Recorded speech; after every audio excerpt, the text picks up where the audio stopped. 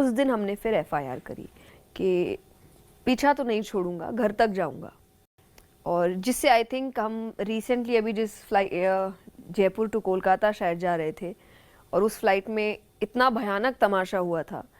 और उस तमाशे के बीच के कुछ कमेंट्स, कई बार कहते हैं ना बात करते करते भूल जाते हो कि कितना बोलना चाहिए, बहुत सारी बातें गलत भी निकल जाती है। उसमें से एक वाक्य उसके मुंह से निकल गया कि पीछा तो नहीं छोड़ूंगा, घर तक जाऊंगा। और वो बात ने मुझे बहुत डरा दिया था, और उस दिन मैंने अपनी पहली कंप्लेन करी थी। तो हमने, और उसके बाद भी सोचे, जब आप कहते हैं ना कि आपकी अपनी अच्छाई चीज़ों को रोकने नहीं देती, कि हमें ऐसा लग रहा है कि यंग है,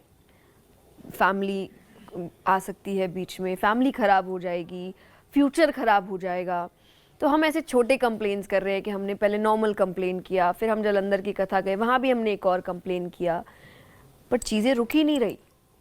क्योंकि इस वक्त फिर जब कहते हैं ना, आपने जो एग्जैक्टली कहा कि पहली बार में आप आवाज़ उठाइए, क्योंकि उनको ऐसा लग रहा है कि हम आवाज़ इसलिए नहीं उठा रहे क्योंकि हम डरते हैं, हम कमज़ोर हैं, पर एक्चुअली हम इसलिए नहीं उठा रहे क्योंकि हमें ऐसा लग रहा है कि आपकी पूरी लाइफ ख़त्म हो जाएगी आप जो कर रहे हैं उसके कारण, और आपके साथ साथ आपका पूरा परिवार खराब हो जाएगा। पर उन्हें ऐसा लगता है हम कमज़ोर हैं। तो एंड में फिर लखनऊ में जब मेरा कार्यक्रम था, और वो बाय लक पुलिस का ही कार्यक्रम था, वो एक प्राइवेट इवेंट था, कोई पब्लिक इवेंट नहीं था, वहाँ सारे police officers, commissioners, DGP, IAS, collector यही आए हुए थे, और उस प्राइवेट प्रोग्राम में उसने एंट्री ली थी। और फिर वो स्टेज पे जब आने की कोशिश कर रहे हैं, तो ऑब्वियसली जब फिर जो तमाशा हुआ, जो मैं पूर्ण रूप से, जैसा मैंने कहा, कार्रवाई हो रही है, वो पुलिस के सामने ही हुआ, और उन्होंने फिर अपनी कार्रवाई की। आई एम वेरी हैप्पी कि उन्होंने ऑन स्पॉट ये चीज़ करी,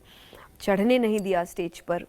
और ज़्यादा हमने इवेंट को भी रोका नहीं, तुरंत से वो लेकर चले गए। उस दिन हमने फिर एफआईआर करी।